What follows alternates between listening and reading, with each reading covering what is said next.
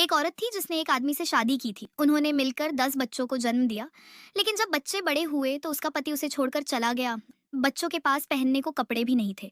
मिलकर भी वह एक पूरा कपड़ा नहीं जोड़ पाए। मजबूरी में उन्हें लकड़ी के पीपे पहनने पड़े।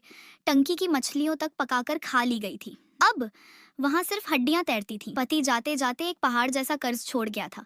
हर दिन दरवाजे पर कर्जदार आकर चिल्लाते थे। यहाँ तक कि जंगली भेड़िए और गिद्ध भी छत पर आकर उन्हें घूरते रहते। खाने के वक्त उस औरत ने घर की आखिरी लाल राजमा निकाली और उसे पानी में भिगो दिया। तभी उसका सबसे बड़ा बेटा दौड़ता हुआ वहां आया और उसने बताया कि सपने में एक अमर देवता को देखा था जो कह रहा था कि यह कोई आम राजमा नहीं है। इसे जमीन में लगाने से एक बेल निकलेगी जो ऊपर आसमान के शहर तक जाएगी।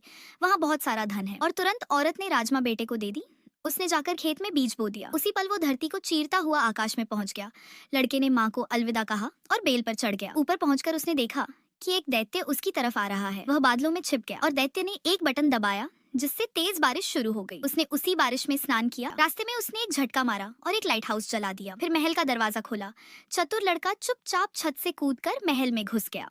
वहाँ एक मुर्गी थी जो सोने के अंडे देती थी। लेकिन दैत्य को देखकर मुर्गी ने झुटमुट अंडा देने का नाटक किया। दैत्य ने जब उसे पकड़कर देखा तो कोई अंडा नहीं था। गुस्से में उसने मुर्गी को थप्पड़ मारकर पंख मरोड़ा। जैसे ही उसने एक और बटन दबाया, मुर्गी ने सैकड़ों सोने के अंडे दे दिए। दैत्य ने पास रखी एक कट्टर उठाई और अंडों को कर सोने के सिक्कों में बदल दिया। फिर वो वहां से चला गया। लड़के ने मौका देखा और मुर्गी को बचाने की कोशिश की तो दरवाजे पर लगे अलार्म ने शोर मचा दिया। दैत्य ने देखा कि लड़का खजाना चुरा रहा है और उसकी तरफ दौड़ा। आखिरी पल में दैत्य ने उसे पकड़ ही लिया। तभी मुर्गी ने हिम्मत दिखाते हुए एक हथौड़ा उठाया और दैत्य के सिर पर दे मारा। लड़का किसी तरह वहां से बच निकला।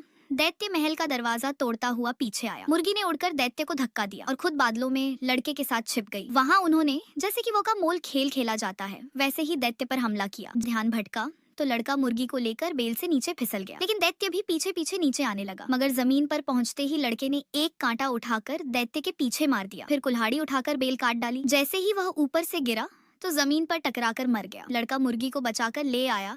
वह हर दिन एक सोने का अंडा देने लगी। उनका जीवन पूरी तरह बदल गया। जो फटे हुए जूते थे अब वह एक शानदार हवेली बन चुके थे।